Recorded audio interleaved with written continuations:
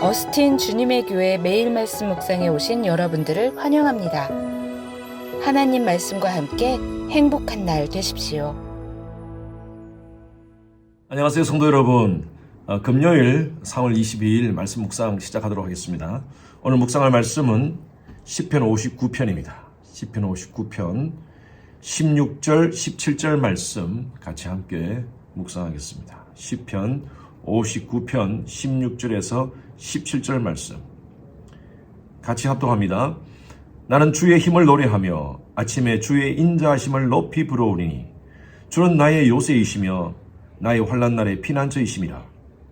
나의 힘이시여 내가 주께 찬송하오리니 하나님은 나의 요새시며 나를 긍휼히 여기시는 하나님이심이라. 사람은요 혼자서 살 수가 없는 존재입니다. 그래서 사회적 존재라고 얘기하죠. 함께 누리며 함께 공유하며 함께 나누며 살아가는 존재가 바로 인간입니다. 사람인 자를 우리가 이렇게 쓰지 않습니까? 이렇게 그래서 짝대기 하나를 이렇게 받치고 있습니다. 이것이 사람인 자예요. 서로 받치고 서로 의지하고 살아간다는 것이죠. 모든 동물은요 엄마 뱃속에서 태어나자마자 그럴 수도 있고요. 또 혼자서 자랄 수도 있습니다. 그런데 인간만은 혼자서 살 수가 없습니다. 스스로 자랄 수도 없습니다.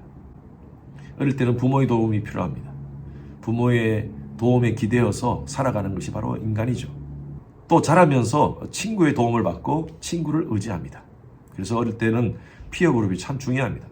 우리 아이들 보면 친구 없으면 교회 안 나오려고 그러잖아요. 친구가 있으면 아무리 교회가 재미없더라도 친구 보러 교회 나오잖아요. 친구가 참 중요하죠. 그리고 조금 크게 되면 이제 배우자를 의지합니다. 그리고 나이가 들게 되면 배우자도 떠나게 되죠. 둘 중에 한 사람은 먼저 떠나게 되는 것이죠. 그때 의지하는 것은 바로 지팡이입니다.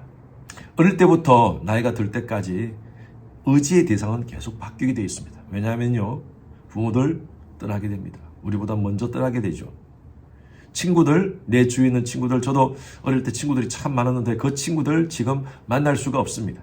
한국과 미국 물리적으로 떨어져 있기 때문에 서로 만날 수도 없고 그렇게 과거처럼 그렇게 친하게 지낼 수가 없습니다. 지금은 저에게는 가장 의지의 대상이 바로 제 배우자입니다.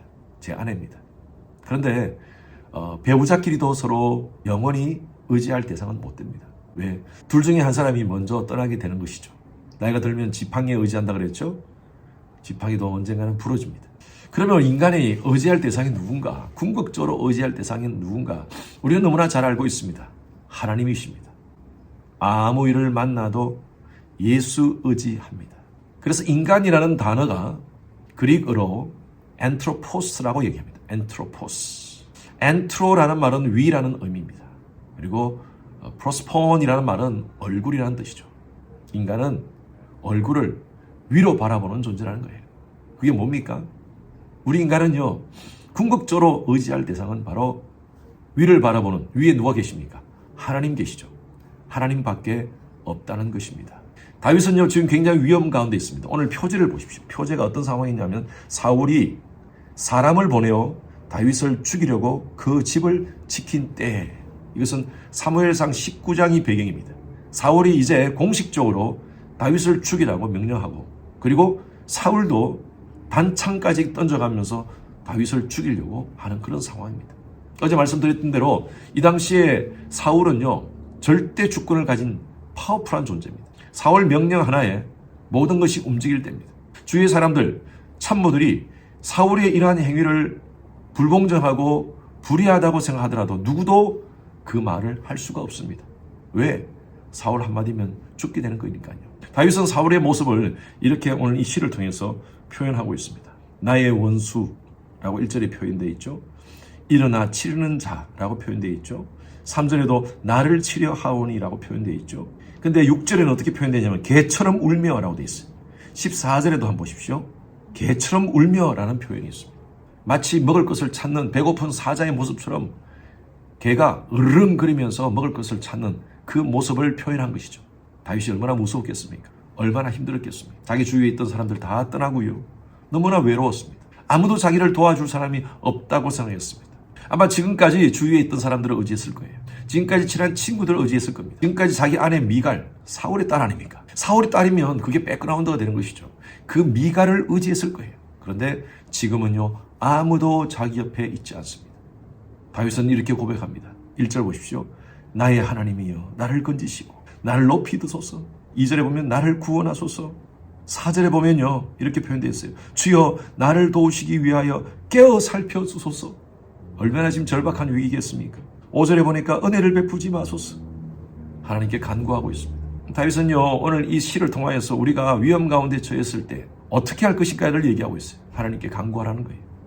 다른 것 의지하지 말고 하나님께 간구하는 모습입니다. 하소서, 하소서, 기도하는 모습 아닙니까? 그리고 또 다윗의 모습을 보십시오. 9절 말씀에 내가 주를 바라리이다. 10절 말씀에 내가 보게 하시리이다. 이 말씀 무슨 말씀입니까? 하나님을 주목한다는 거예요. 고난과 역경 속에서 하나님께 기도하고요, 하나님만 주목하고요. 마지막에 보니까요, 나는 주의 힘을 노래하며 아침에 주의 인자하심을 높이 부르오리니 주는 나의 요새이시며 나의 환난날의 피난처이심이라. 나의 힘이시여 내가 주께 찬송하리다. 하나님을 찬송합니다. 저와 여러분도 마찬가지입니다. 이 땅 가운데 살면서 우리가 의지하는 것이 있습니다. 물질도 의지의 대상이 될 수 있고요, 우리 주위에 있는 사람들, 가족들, 힘, 권력, 명예, 가지고 있는 지식, 그것이 나의 의지의 대상이 될 수가 있습니다. 그러나 그것은요, 언젠가는 다 떠나게 되어 있습니다. 극단적인 위험 가운데서 나라가 우리를 지켜줄 수 있을까요? 대한민국이, 미국이라는 큰 강대국이 나를 지켜줄 수 있을까요? 좋은 나라 시민이 된다는 것은 도움이 되겠죠. 그러나 궁극적으로 우리의 의지의 대상은 될 수가 없습니다. 저와 여러분들이 누굽니까? 예수의 보혈로 구속받은 하나님의 자녀입니다. 하나님은요, 하나님의 자녀들이 당신만 의지하기를 원하십니다. 하나님 의지합시다. 우리의 삶 가운데 힘들고 어려운 상황이 있습니다. 아픔의 상황이 있습니다. 내가 전혀 극복하지 못하는 그런 환경들이 있습니다. 그럼에도 불구하고 우리는 하나님의 자녀임을 깨닫고요, 하나님만 바라봅시다. 오늘 다윗의 자세가 바로 그것이었죠. 하나님께 간구합시다. 하나님만 주목합시다. 그리고 하나님 찬양합시다. 환경이 좋아져서요, 모든 것이 잘 해결되었어요? 아니에요. 마지막에 16절, 17절 상황은요, 전혀 환경은 변하지 않았습니다. 그럼에도 불구하고 다윗은요, 하나님은 나의 힘이십니다. 내가 주께 찬송합니다. 하나님은 나의 요새이십니다. 나를 긍휼히 여기시는 하나님이십니다. 라고 선포합니다. 여러분, 찬송은요, 굉장한 파워풀한 힘이 있습니다. 더 극심한 위기 가운데 있을 때 우리는 하나님께 나오셔야 됩니다. 왜? 하나님께 예배드리는 것, 하나님께 기도하는 것이 바로 하나님을 주목하는 것이고요, 하나님을 찬양하는 것입니다. 우리가 하박국서를 보면 하박국은요, 자신의 그 이스라엘의 민족이 너무너무 불의한 모습을 봅니다. 부정한 모습을 봅니다. 하나님, 이 민족을 하나님이 가만두시겠습니까? 라고 하나님께 기도할 때 하나님은 하박국에게 이스라엘의 미래, 장래에 대해서 말씀하십니다. 주위에는 바벨론이라는 나라를 들어서 내가 이스라엘을 징계하겠다. 하박국은 처음에는요, 아멘이라고 표현하다가 아니, 바벨론은 우리보다 더 악한 민족 아닙니까? 어떻게 그 바벨론을 들어서 하나님의 백성들을 징계할 수 있습니까? 라고 하나님과 같이 대화를 합니다. 그때 이스라엘을 향한 하나님의 계획과 하나님의 사랑, 하나님의 은혜를 깨닫습니다. 환경은 하나도 변화된 것이 없습니다. 그럼에도 불구하고 하박국은요, 하나님을 찬양합니다. 무화과 나무에 무화과가 없을지라도, 밭에 소출이 없을지라도, 외양간에 송아지가 없을지라도 나에게 구원을 주시는, 우리나라에 구원을 주시는 그 하나님을 찬양하리로다. 사슴과 같이 높은 곳을 걷게 하시는 그 하나님을 찬양합니다. 하나님을 믿는 믿음의 사람들의 고백이라고 봅니다. 환경이 좋아져서 하나님을 찬양하는 것이 아니라 도저히 힘들고 어려운 상황이라도, 너무너무 고통스러운 상황이라도 이 상황 속에서 이 상황을 주관하시는 하나님의 주권적 손길을 인정하면서 오히려 하나님을 찬양하고 하나님께 기도하고 간구하고 하나님 얼굴을 구하고 주목하고 찬양할 때 주시는 하나님의 놀라우신, 세상에 줄 수도 없는, 세상에 알 수도 없는, 세상에 느낄 수도 없는 평안이 주어질 줄로 믿습니다. 어떤 어려운 가운데 있습니까? 어떤 문제로 고민하십니까? 하나님 우리 편이십니다. 하나님은 여러분 편이십니다. 하나님께 간구하십시오. 주목하십시오. 그리고 하나님을 찬양하시는, 그런 가운데 주시는 하나님의 기적적 손길을 경험하시는 여러분 되시기를 주님 이름으로 축원합니다. 함께 기도하시겠습니다. 하나님 감사합니다. 아무 일을 만나도 예수만 의지하는 저희들 되게 하여 주시옵소서. 내 환경이 여전히 힘들고 어려운 상황이라도 하나님께 간구하며 하나님을 주목하며 오히려 하나님을 찬양하는 가운데 주시는 하나님의 능력의 손길을 경험하게 하여 주시옵소서. 감사드리며 살아계신 예수 그리스도 이름으로 기도드렸습니다. 아멘. 금요일은 예배를 위해서 기도하는 시간입니다.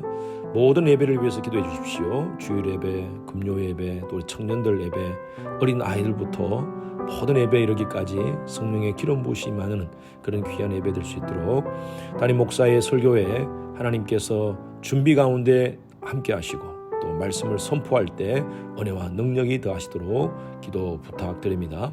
각 부서의 설교를 준비하시는 모든 사역자들을 위해서 기도해 주시길 바랍니다. 예배를 위해서 섬기는 여러분들이 계십니다. 미디어, 안내, 찬양, 교사 등으로 섬기는 그 봉사자들이 기쁨과 감사함으로 섬길 수 있도록 해달라고요.